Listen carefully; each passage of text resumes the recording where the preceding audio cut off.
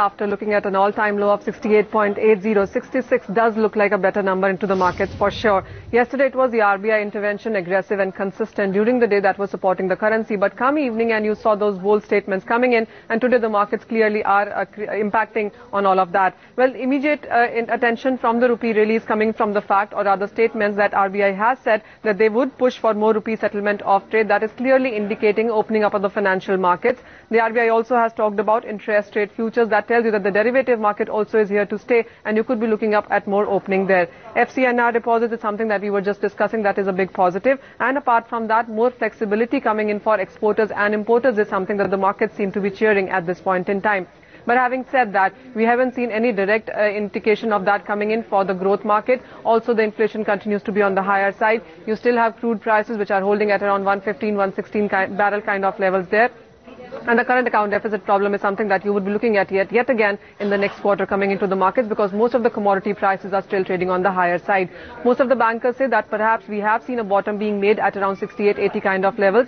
65, 66 is the kind of level that the rupee should be stabilizing at, and that is when you could see growth coming back into the markets. Well, I would hope that stability does return to currency markets, as he has done very well in quoting the preamble to the Reserve Bank of India Act, in that the objective of the Reserve Bank, as it was founded back in 1935, is indeed to preserve the value of the currency, both domestically and international.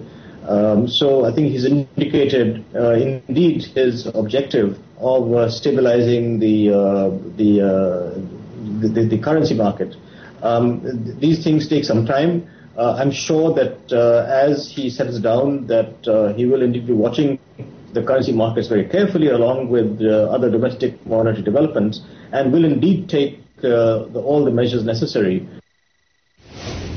I think the market is so low on confidence that all it needed was somebody to come in with a lot of stability, quick ideas, and a willingness to take the extra hard measure. I guess Dr.